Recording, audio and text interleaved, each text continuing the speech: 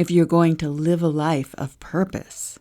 Losing your life the way George Floyd lost his life left a change in this world that is going to be so remarkable that his name, his legacy, is going to live on.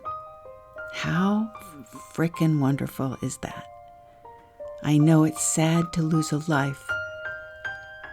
It's sad to lose a father. It's sad to lose a son, a husband, brother. But to think that that life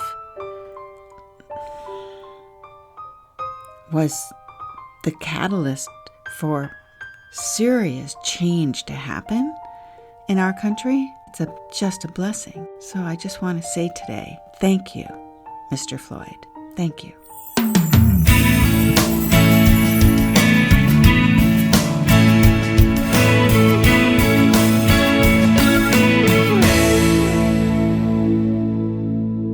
So things got a little crazy this week, as we all know. I'm not going to reiterate about the riots and the looting.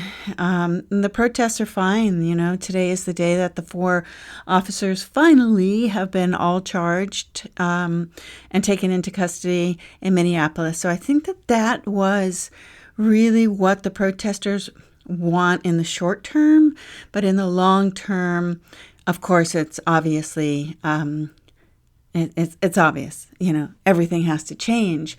What I find, what was really interesting to me was I went from being very angry a couple of days ago because whenever I see innocent people being hurt or their property being, you know, looted, or people just being erratic and behaving so carelessly and not caring or having any empathy or sympathy whatsoever, I became angry, right? And then I did start to realize by the time we got to Blackout Tuesday, which was yesterday, I did start to realize that the real message, I had to take my anger away. I had to compartmentalize them. I had to say, okay, those are the looters. Those are not the protesters.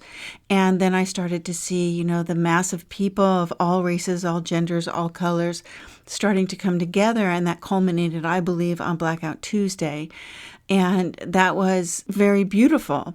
But what started to also happen on Blackout Tuesday was that people started to get really angry, like on social media, and people started to lash out a lot. And all of a sudden, you couldn't even have an opinion about anything, and you're a racist. And that really got to me also. It was like I posted on Facebook, I said, wow, I woke up this morning to all of a sudden so much hate and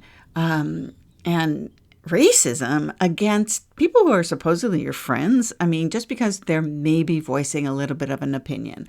We are all entitled to our opinions. Absolutely. We don't all have to get along. It's nice if we did, but we don't all have to. We just simply don't have to. So I guess what I'm really trying to say here is that I like to try to find the gold nugget in things. And for me, the gold nugget is that how beautiful it is that George Floyd changed the world. He changed the world. He brought people together. It took his life. But maybe God put him on this earth for that reason, just like Jesus. You know?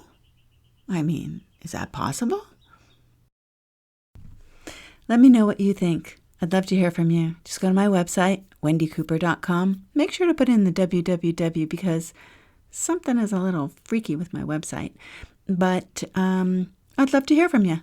So thanks for listening, and I will see you tomorrow.